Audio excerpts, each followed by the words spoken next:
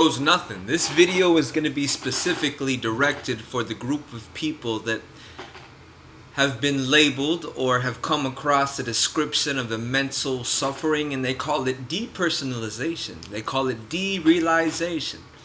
So you don't feel real, and this is all a simulation. And what is life? Why do I feel stuck in my head and watching everything around me? Why do I feel like I'm not what I used to feel like? Why do I feel so disconnected? Why are these strange thoughts keep popping up on my head and I don't want them to be there, and they're causing me fear, causing me anxiety? Because that is the nature of the human mind, of the soul. The soul, I'm not going to give you a sermon right now. I'm going to keep it as loose and raw as I can. So it's a simulation. So life isn't real. So you are dead. So this is hell. But what is hell? And what is the simulation? And what does it mean to be alive? Most of you are lagging behind the moment. Most of you don't feel like you are real. Most of you don't know if the inside has an outside and the outside has an inside. And where does it all begin? This process, this quote-unquote dis-ease they call depersonalization, might be an offering from a higher source that exists within you, an offering to say, let go, my child. Accept. You did all that thinking without me. You did all that constructing of what life should be without me. And now it's beginning to fall apart. Not because you are being punished, but you are being allowed to release what you thought you're supposed to be in this life, who you thought you're supposed to be. And that can feel like demonic oppression, and that can feel like angelic lifting up. When you're in these spaces of mind where you're like high and low and low and high, they say that's bipolar. I say these damn white coats don't know what they're talking about. But that's okay. I love them anyways. We must learn to accept. But if I tell you to accept those thoughts, if I tell you you must let go of that thinking mind of yours, your thinking mind's going to say, I can't let go. I can't accept these thoughts. That's the problem.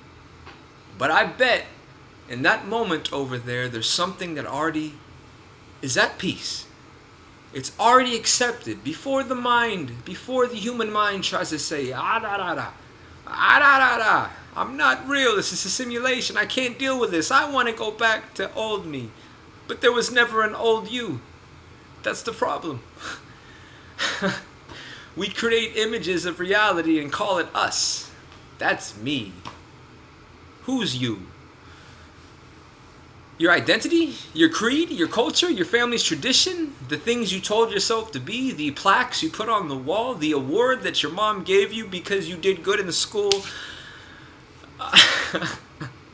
Is that you? No, you are a child of infinity. You are a child of the eternal creator. And now the eternal creator is kind of saying to you, let go. Let me mold you a bit. Let me show you something better. Let me show you life new. Life outside the human mind. Life outside worry. Life outside. And that's the funny thing. Before you can come to a state of no worry, often we have to dip in the most intense, terrific worries known to man. But don't be scared. Don't assume that's a bad thing. Don't assume you just fell into a pit and you're never going to get out. Perception. Trust, faith. Alright, that sounded sermonish. I just went off the top.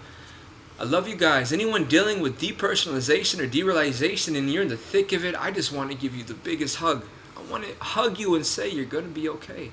You're going to make it through, and you are more beautiful at the depth of your heart of hearts than you can even imagine. Just trust and walk and observe and let yourself be realigned to that higher perception that I think you know exists right now before I speak. Bye.